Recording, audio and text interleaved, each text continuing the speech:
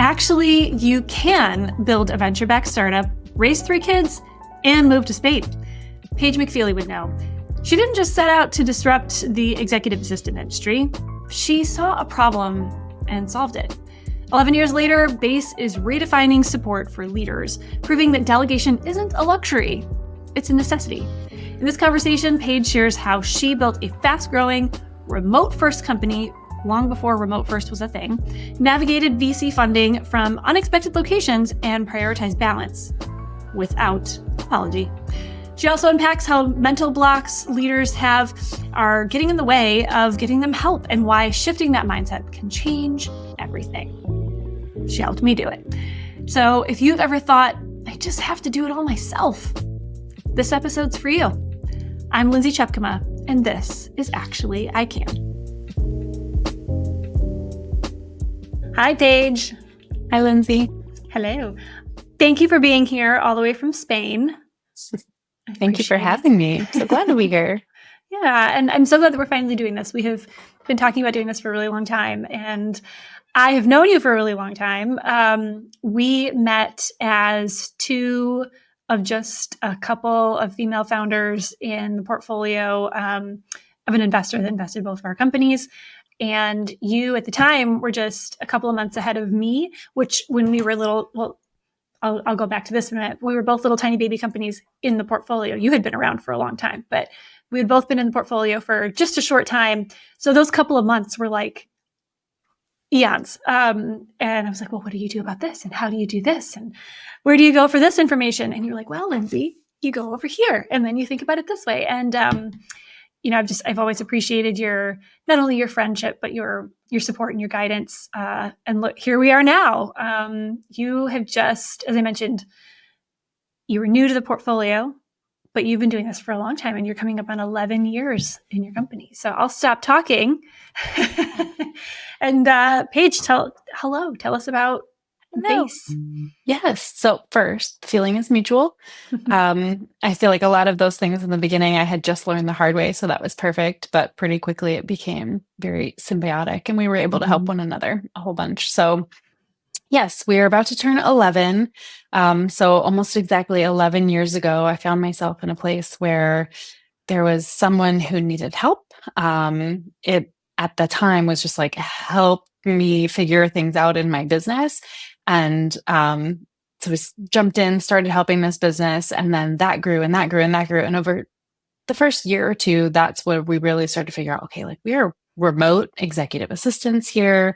We were starting to fill that role more clearly. Ended up saying, like, I think we have a business here. So my best friend, Casey, and I made it official. We each invested, I think, $1,500 early on and got going. And then just kind of grew and grew and grew. And about 5 years in, we could not find the executive assistants fast enough to meet the word of mouth and the demand that was coming in, which is fantastic problem and long have. before virtual executive assistance is like a thing now, but 11 years ago, it was not. Yes, it was not. Yeah. It was not. And we didn't have nearly any resources to work remotely. This was pre-Slack. This was pre-Zoom. We were just like kind of figuring it out and no one really knew what to do. So it was kind of a rarity because you'd heard of virtual assistants, but they were pretty much all offshore. So we were one of the first of our kind in that space. So yes, very good point. And because we were growing so fast, we could not find the EAs and the talent fast enough. We're like, wow, man, wouldn't it be so great if we just had this software? We could say, here are all the things that we know as fact to be best practices and that they work the best. And we could just give it to you and say, go off, you go. But of course, we couldn't find anything like that. And that's what gave us the idea to start BASE. And how we eventually raised money and how you and I met was to build the first purpose-built software for executive assistants, which is exactly what we did.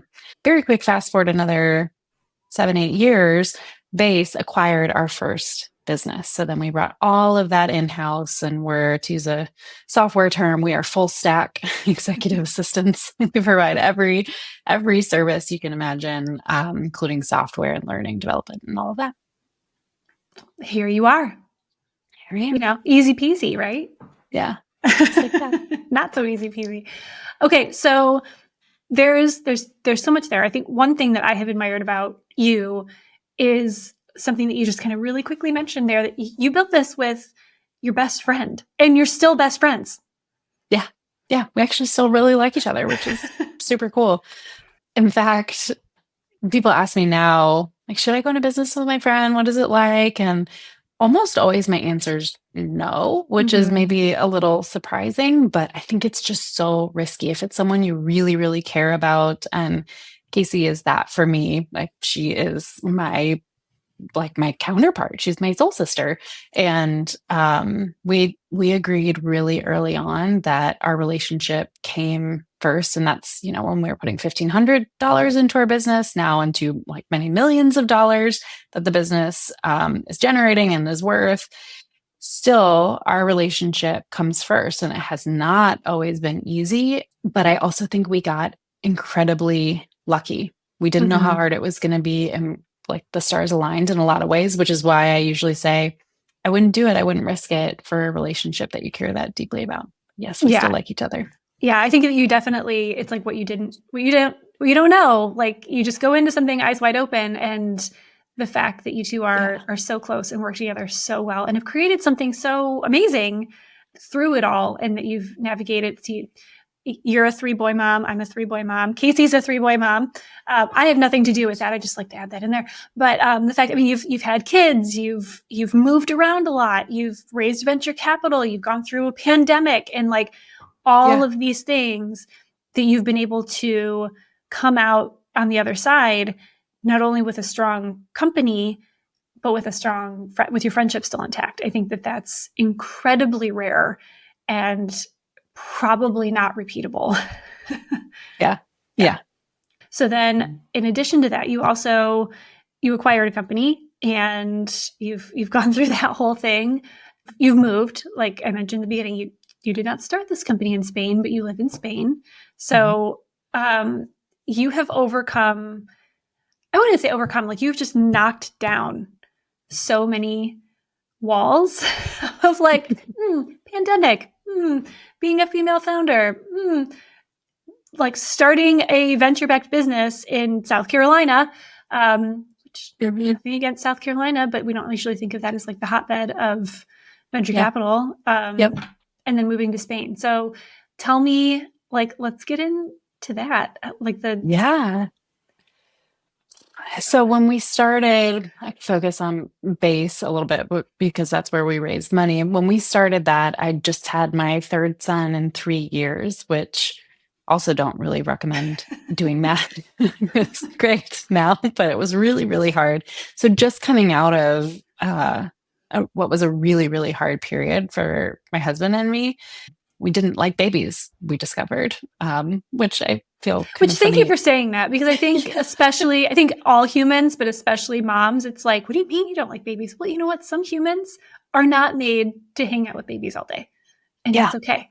Yeah, it was not for me, and we learned that pretty quickly, and then we just kept having babies, and, so When we were like, babies, when do they yeah, get older?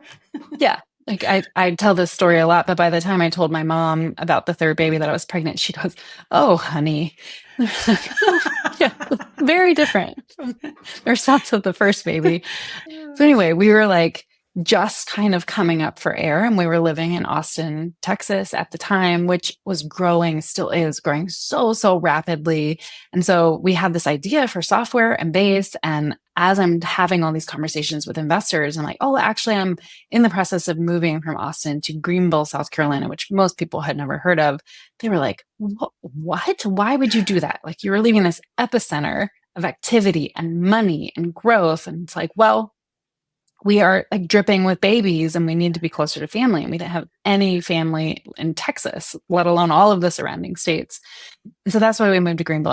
And kind of ironically, Christian, the partner at High Alpha, who is our main champion, who led our pre-seed and seed round, he loves Greenville. He'd been there before. One of his best friends lived there. So he was like, Greenville, I love Greenville. So that was like an instant Goes to show, like they always good sign. say, when you're raising venture capital, like all you need is one yes. Like all you need is one. And it goes to show that you never know what weird parts of your story are going to be like one of the things that create that connection with somebody else. Yes. You just never know. Yeah. You're exactly right. So we got a lot of like, you can't build a startup in Greenville, South Carolina, and you're not going to be able to raise money there. You're not going to be able to do all of these things. And then the other thing that we were getting a ton of pushback was that we wanted to build a remote company. And I think we've knocked down some of those barriers because we were forced to with COVID. But then people were like, you can't do it. You're not going to be able to raise the money and build the team. And I think in that way, moving to Greenville was a really good thing because the talent market is smaller there, especially for who I was looking for. So we even considered building it all in Greenville and tried that for a little bit, and it just didn't work. Which I'm so thankful now because that's given me the opportunity to stay really mobile because apparently we move a lot. That's just what we do. And Casey also, who we were talking about, Yes. your friend, she's not in South Carolina. So nope. it Yep. made that a little easier too, I would presume. It did. Yeah, exactly. So I love the flexibility and the fact that like we can be wherever, like I could pick up my family and move to Spain like we did last year. But it also made fundraising, just kind of building the story that we wanted to tell a lot harder. Yeah. Having done that in Indiana, especially, I mean, already being a female founder, trying to build a company in a space that people don't always understand. And then you're also doing it in a place that people don't understand, as if we need more, like hits against us. It's tough. It's tough. Yeah. So. And I think Indianapolis, even though it's so much bigger than Greenville, there's a lot in common there. When you actually open the hood and look, like, oh, there actually is a lot of activity here, and there's a lot of money here, and there's a lot of cool stuff happening, but it does not have the reputation that a place like Austin does. Yeah, for sure. For sure. Okay. So you're doing this thing, you've raised the money, you've built the team, you run up against a pandemic, and do you feel like that accelerated your company and the remote first, or in the need for like virtual EAs, or did it, like, what were the headwinds or tailwinds that threw your way? That's so interesting. So we closed our seed round only a few months before the world shut down, which is similar to you, right? And so from a software perspective, everything got 10 times harder because teams were shrinking, their calendars froze. And so a lot of the things that, especially if you're looking at kind of corporate assistants where they're supporting a ton of people or whatever it might look like, they're doing a ton of calendaring and travel scheduling and all of that. And when all of that froze, assistants were laid off, unfortunately, in droves. And then all of the software budgets to support assistants, which were never on the budget to begin with, completely froze.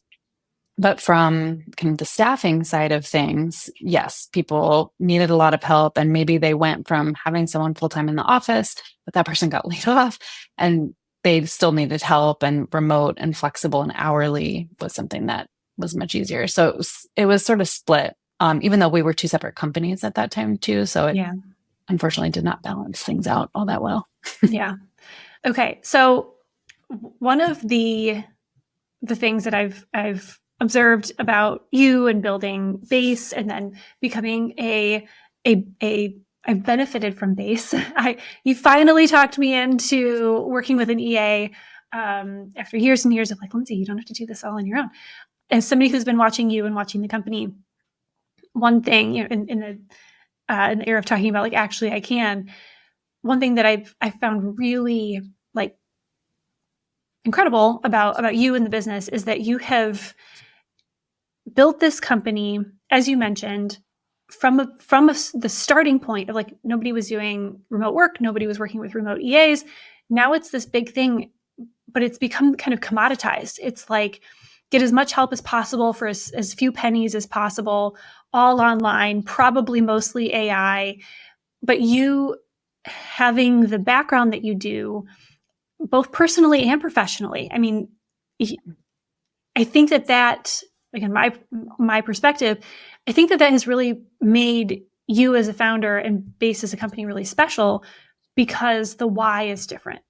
The why Right. is not, hey, like put a coin in this machine and get help out the other side. It's you are a human who deserves support. We have humans who are gifted this superpower of being able to support, and Right. we have this incredible ability to help, to facilitate, to not only match you up, but to make sure that your relationship is productive and positive. And that's unique. Like, to me, that's an actually I can, because your why is so much different. Yeah. It's interesting.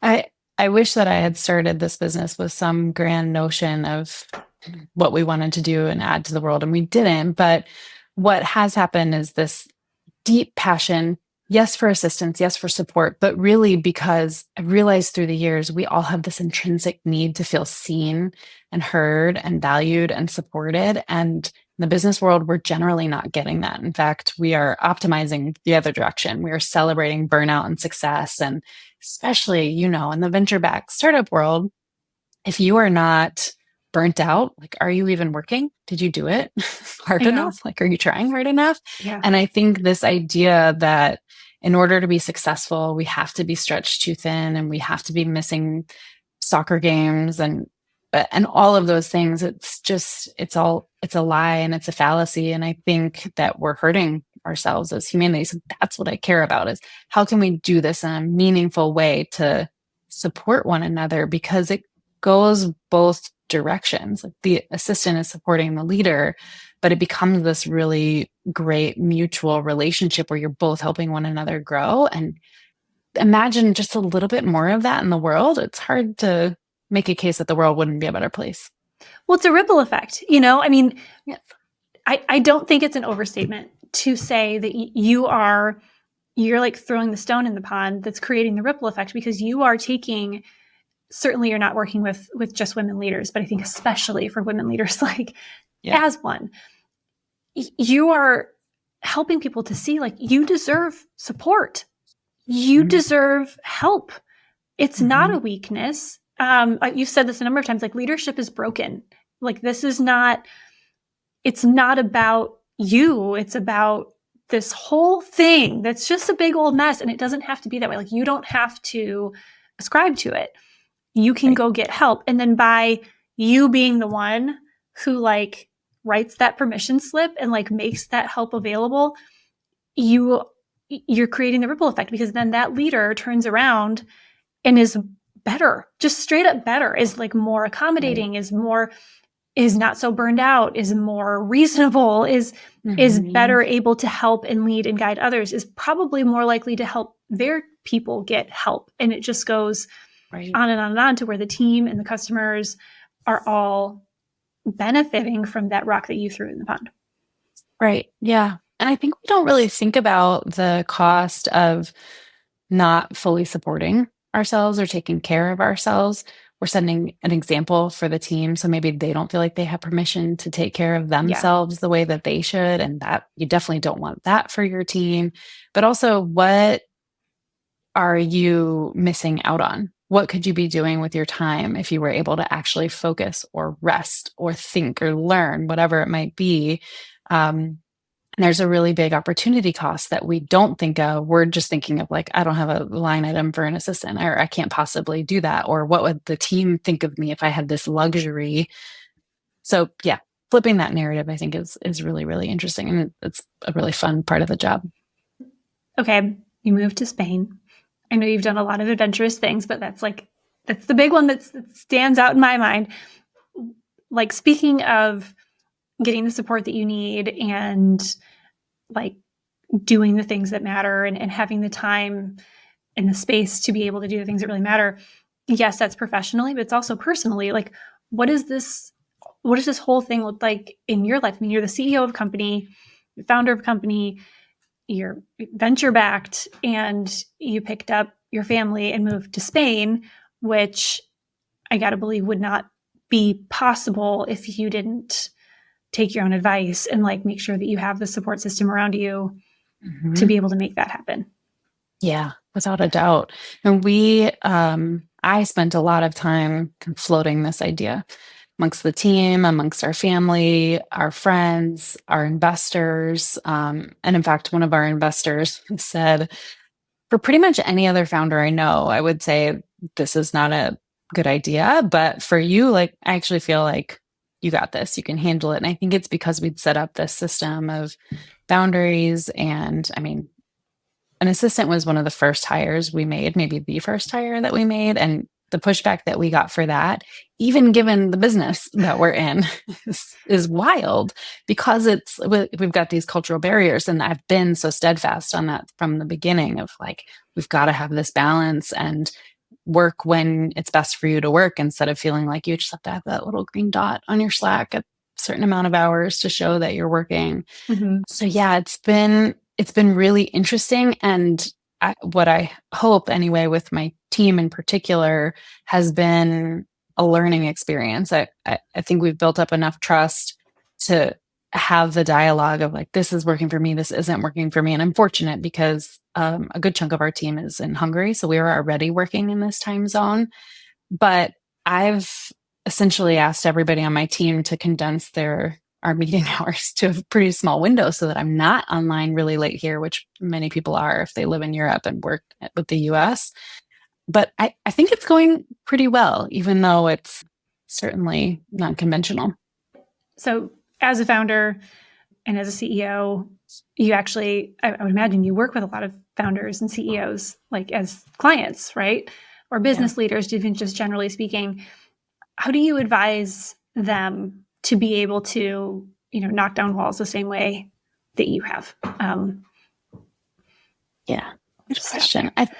I think a lot of it has to do with what we were talking about of what are you missing out on? What more could you be doing? And if you're looking from a numbers perspective, we know our hourly rate, and founders and CEOs and leaders, your time is really, really valuable. And so if you're spending that time buried in meetings or dealing with your calendar or managing your expense report or whatever those things are, that hour could be spent networking. It could be spent learning and enhancing yourself as a leader, supporting your team. And there's a real hard cost to that.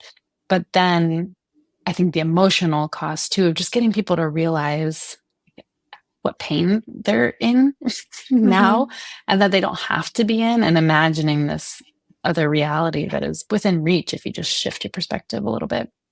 Do you find that people don't always believe that it's with it, like Mhm. that they just? I mean, I was one of those people. I was like, yeah, but Paige, like you don't Yeah. understand. Like, how in the world am I going to justify it? I mean, like we had a whole series on you and Yeah. I did Yeah. about the reasons that people don't. But do you find that people just don't believe that it doesn't have to be so hard? Yes. And I think if we're talking about assistance in particular, you feel like you have to earn it. You have to reach a certain place in your career where you can deserve it. And I think a lot of people just feel like they haven't reached that place. I'm a big time goalpost thinker. I'm always pushing that goalpost out further. And if I could just do this, if I could just do that. And so like, I get it. I really, really get it.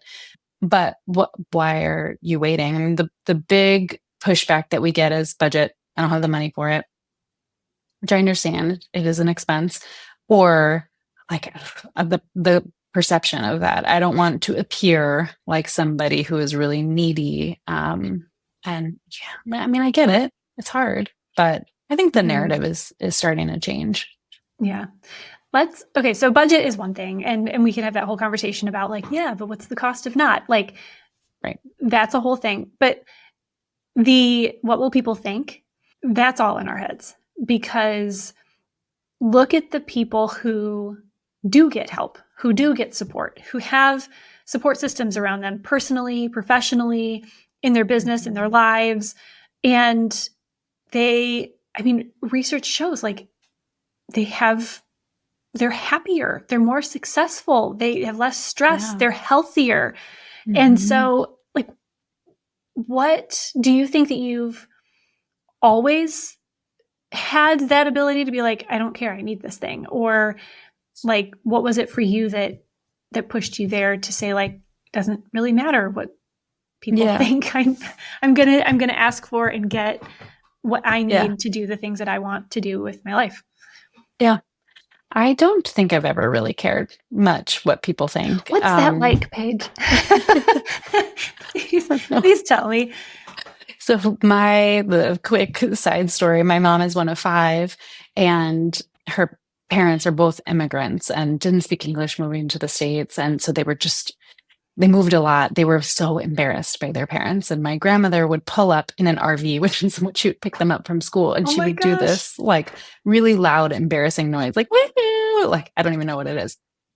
And so I've heard all these stories. And throughout high school, my family would pull up at school and try to do that. I didn't learn till later that they were trying to get me to be embarrassed the way that they were. And I had no idea That's whatsoever. I was amazing. just like, hey, so maybe a little too aloof. I don't know, but it's not occurred to me a lot of Yeah. times to be embarrassed or to care.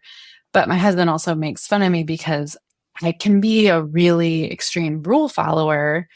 And I am a rule follower unless I think the rule is stupid. And there's no telling. There's no like real clear rubric on what makes a rule stupid in my head. But like That's once I think amazing. it's stupid, then I don't have to follow it at all. So I think a lot of these things fall in that, like, I just refuse to acknowledge that as a rule. And a lot of times it just doesn't occur to me that I should be doing Hmm. something a certain way. Man, how do you think that's shaped you as a CEO? Hmm. Was talking with one of our investors and board members recently, and he was saying that one of the things, we're kind of rehashing the beginning of our relationship, and one of the things that he was drawn to is that, like, I'm pretty quick to say yes and to jump into things. There's a dark side to that coin too, because I think I could have a little bit more of a healthy fear of risk than I do, which maybe that's a different podcast, a different conversation. But yeah, I think willingness to try and a willingness to think differently and think bigger has become a pretty big part of my role. Yeah, man. Okay, so this is who you are. You are the type of person who, starts a business and it has all these kids when you're like, wait, what are we doing? And moves to Spain. And so for all the rest of us, and I consider myself pretty risk tolerant too. I mean, two founders, Sure. kind of doing big, silly, crazy things. But to people who are just like, I could never, who have their dreams, have their wild ideas, Mhm. but for whatever reason, whether it's getting the support that they need or making the big life Yeah. move, what would you tell them? Yeah. I mean, we have these conversations all the time. The move to Spain in particular was a big one. But it applies to starting a business, to working with your best friend, married to a big time serial entrepreneur. So all of these kinds of things, like, there's never a good time for it. There's never a good time. And so Mm-hmm. it's pretty much always now or never. Are you going to try it now? And if you don't try it now, it's likely you won't try it later.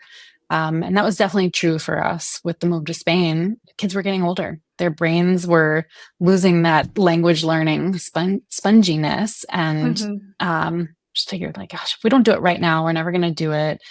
And yet we still get people saying, like, oh, I've always wanted to do that. How did you make it work? We just didn't make it work. And we did have things going for us. Like, we both work remotely and could work from anywhere and those sorts of things. But yeah, it's a real thing. I get it. Yeah, but just do it. Just do it. Just do it. Okay, so what else? What else would you share as far as actually I can moments? It sounds like your life has been one big actually I can moment. It's a good question. I think fear setting is a really big thing that I believe in, of just thinking through what is the worst that can happen. And usually it's not as bad as you think. Mhm. So just Or take the saying it out time. loud is ridiculous. Yeah. Like, Yeah. I'm not even going to use mine as an example because it's ridiculous. But like the fear when I had a friend of mine who was like, "Okay, well then, and then what would happen? And then what would Yeah. happen?" And she actually made me Exactly. say it out loud. I was like, "Well, this could happen. Okay, and then what? Yeah. Well, and then this Yeah. could happen." And she was like, "Just say it." And I finally got all the way Yeah. to the thing. And she was like, and I was like, and then I would do this and this and this and this, and this is how my family would be. And she would be like, do you really think that's going to happen? Right. And Is that really going to happen? Yeah. No. Yeah. What's the worst that can happen? And go for it. Believe in yourself. That's an amazing place to leave it. So where can people find more about you and about Base and about all the incredible things that you are doing, about how they can get help from you that they deserve? Yeah. LinkedIn, Paige McPheely on LinkedIn, or basehq.com. Find everything you need. Yeah. Amazing. Well, thank you, Paige. Thanks for being here. And thank you for helping me to get the help and the support that I need and deserve too. It's been life-changing. Yes. And thanks for being an inspiration, because I think without even realizing it, I know without even realizing it, because it's not why you're doing it, but you making these big moves and doing it with such poise and such confidence is inspiring. And so thanks for sharing. Thank you for having me. It's been a pleasure. Thanks for joining me for another episode of Actually, I Can. And did you know that actually you can subscribe so that you never miss an episode? Yeah, do it now. And you can also go to actuallyican.show and watch any episode anytime. Thanks for joining.